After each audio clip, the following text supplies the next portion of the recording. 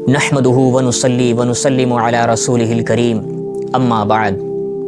رجب کا مہینہ چل رہا ہے اور چند دن گزر بھی گئے ہیں۔ یہ بڑی فضیلت اور بڑی اہمیت والا مہینہ ہے اور اس مہینے کی فضیلت قرآن اور حدیث سے ثابت ہے۔ آج اس ویڈیو کے اندر ہم اس مہینے کی فضیلت اور اس سے متعلق جو احکام ہیں قرآن و حدیث میں اس کے بارے میں جانیں گے، اور جو ہمارے معاشرے میں اس مہینے کے اندر بدعات اور رسومات کی جاتی ہیں ان کی حقیقت کے بارے میں بھی جاننے کی کوشش کریں گے۔ اللہ رب العالمین نے قرآن مقدس میں ارشاد فرمایا، ان عدۃ الشہور عند اللہ 12 شہرا فی کتاب اللہ یوم خلق السماوات والارض منها 4 حرم ذلک الدین القیم، جس کا خلاصہ یہ ہے کہ اللہ کے نزدیک مہینوں کی تعداد 12 ہے، اور یہ تعداد لوح محفوظ میں درج ہے جس دن سے اللہ نے زمین اور آسمان کو پیدا کیا، اور ان 12 مہینوں میں سے 4 مہینوں کو اللہ نے خاص طور سے فضیلت عطا فرمائی اور خاص طور سے ان کو اہمیت عطا فرمائی۔ وہ 4 مہینے کون سے ہیں؟ ذوالقعدہ، ذوالحجہ، محرم اور ایک ماہ رجب جو اس وقت چل رہا ہے۔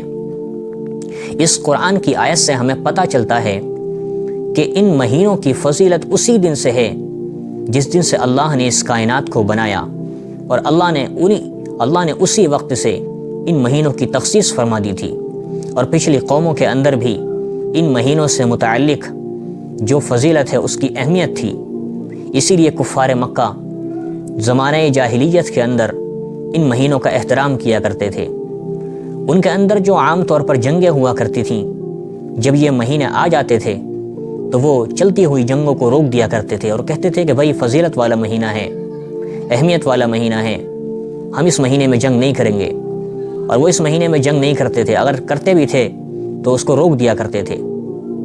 تو اس سے پتہ چلتا ہے کہ ان مہینوں کی جو فضیلت ہے وہ پہلے سے ہی ہے، اور ان 4 مقدس مہینوں کو جو میں نے ابھی بتائے اشہر حرم کہا جاتا ہے، یعنی حرمت والے مہینے۔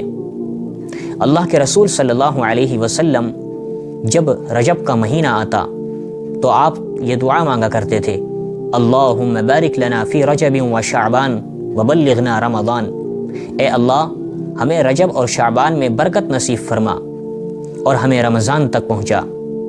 در حقیقت اللہ کے رسول صلی اللہ علیہ وسلم اس مہینے سے رمضان المبارک کی تیاریاں شروع کر دیا کرتے تھے۔ اور آپ کی تیاری کیا ہوتی تھی؟ حدیث میں آتا ہے کہ آپ اس مہینے کے اندر زیادہ عبادت کرتے تھے، زیادہ روزے رکھتے تھے دیگر مہینوں کے مقابلے میں۔ رجب میں بھی اور شعبان میں بھی آپ کا یہی معمول رہتا تھا۔ صحیح مسلم کی ابن عباس رضی اللہ عنہ سے روایت ہے، وہ فرماتے ہیں کہ اللہ کے رسول صلی اللہ علیہ وسلم ماہ رجب میں بہت زیادہ روزے رکھتے اور پھر روزے چھوڑ بھی دیا کرتے، پھر دوبارہ روزے رکھتے، پھر چھوڑ دیتے، اور پورا مہینہ آپ کا یہی معمول رہتا تھا۔ تو اس سے پتہ چلتا ہے کہ ہمارے نبی کس قدر عبادت میں اور کس قدر روزوں کو اس مہینے میں زیادہ رکھا کرتے تھے۔ ابو داؤد شریف کی ایک روایت ہے، اللہ کے رسول صلی اللہ علیہ وسلم نے ایک صحابی سے فرمایا کہ تم رمضان کے روزے رکھ لیا کرو اور ہر مہینے میں 1 دن روزہ رکھا کرو۔ وہ صحابی کہنے لگے، یا رسول اللہ مجھ میں روزہ رکھنے کی طاقت ہے، مجھے اور زیادہ روزہ رکھنے کا حکم فرما دیجئے۔ تو آپ نے فرمایا کہ پھر ہر مہینے 2 دن روزہ رکھ لیا کرو۔ وہ صحابی کہنے لگے کہ یا رسول اللہ مجھ میں روزہ رکھنے کی طاقت ہے، مجھے اور زیادہ حکم فرمائیے۔ تو آپ نے فرمایا کہ بھائی 3 دن کا روزہ رکھ لیا کرو ہر مہینے۔ وہ صحابی اب بھی نہیں مانے، وہ کہنے لگے یا رسول اللہ مجھے اور زیادہ روزہ رکھنے کی اجازت دے دیجئے۔ تب آپ نے فرمایا کہ اشہر حرم میں روزے رکھ لیا کرو، یعنی وہی 4 مقدس مہینے جو میں نے ابھی آپ کو بتائے، ذوالقعدہ، ذوالحجہ، محرم، اور اس میں سے ایک رجب بھی ہے، کہ ان 4 مہینوں میں زیادہ روزے رکھا کرو۔ 3 دن روزے رکھو اور 3 دن کی ناگے کرو، پھر 3 دن روزہ رکھو، پھر 3 دن کی ناگا کرو، اسی طرح کرتے چلے جاؤ۔ تو اللہ کے رسول صلی اللہ علیہ وسلم سے اس مہینے میں روزے رکھنا ثابت ہے، اور روزے رکھنے کی اجازت آپ سے ہمیں ملتی ہے۔